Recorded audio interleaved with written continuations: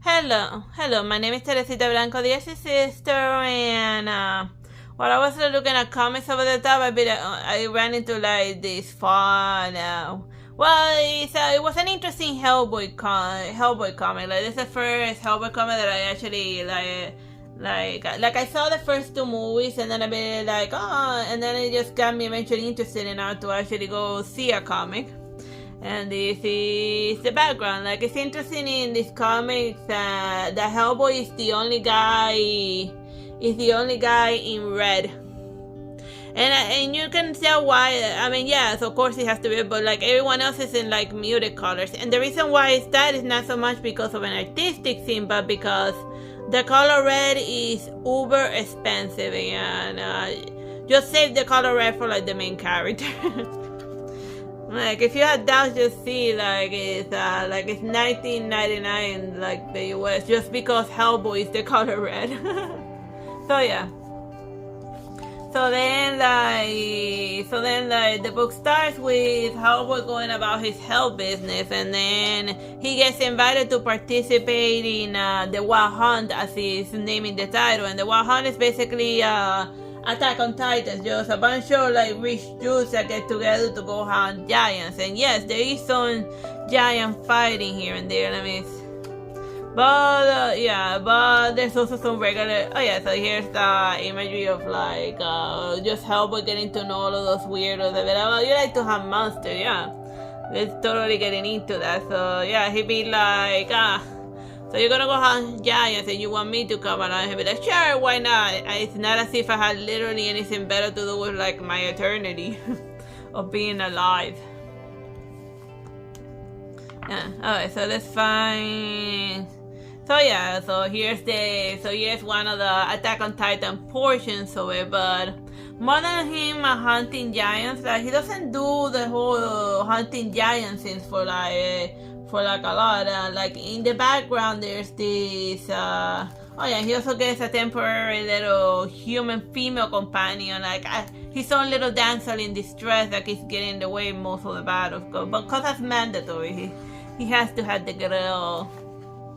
But not romantically, just like some random chick, take it or leave it. And then here's him fighting giants, while talking to or telling her about the time he fought those giants. And she sees little fairies. But they're not like those fairies from like the second Hellboy movie that like went and ate people, like the tooth fairies. These are just regular fairies. They don't need your teeth in. Oh yeah, let me see.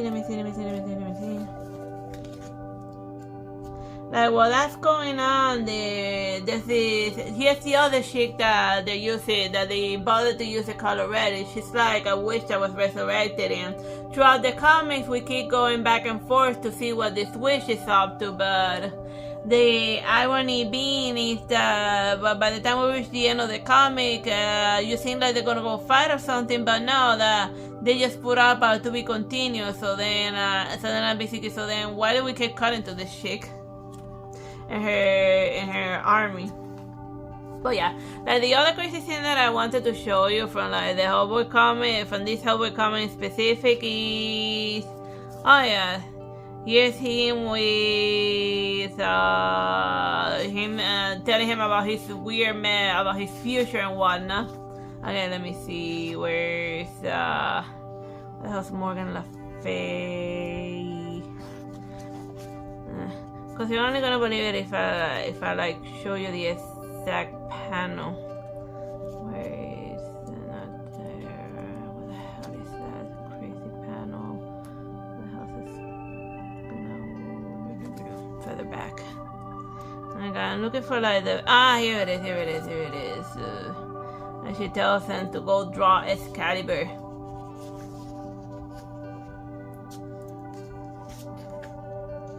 Okay, here's the Morgan Le Fay, and she says Hellboy.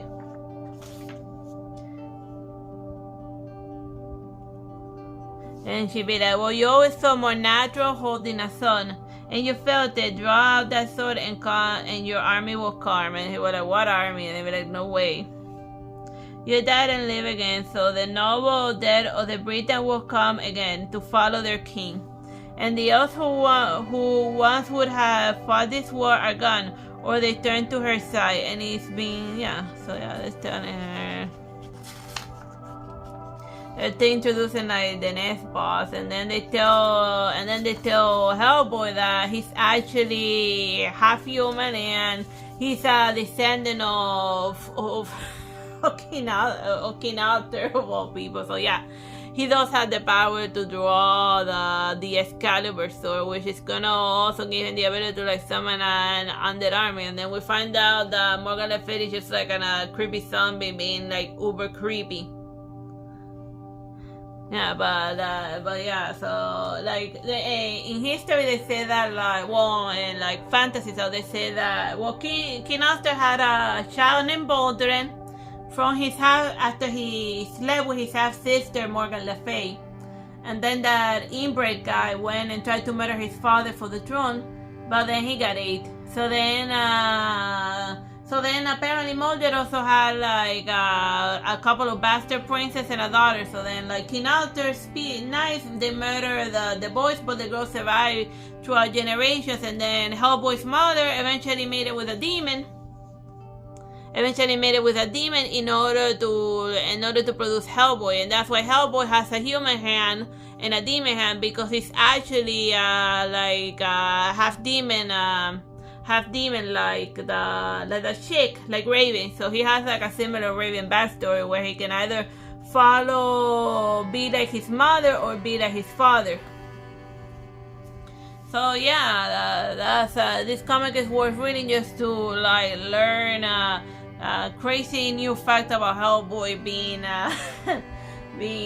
having some elven blood in his vein, because I remember King Arthur was half elven, but then again after generation that blood probably got uber diluted. So yeah, he's half demon, half human with a little pinto Neanderthal in else. So I hope you have fun with my review of Hellboy.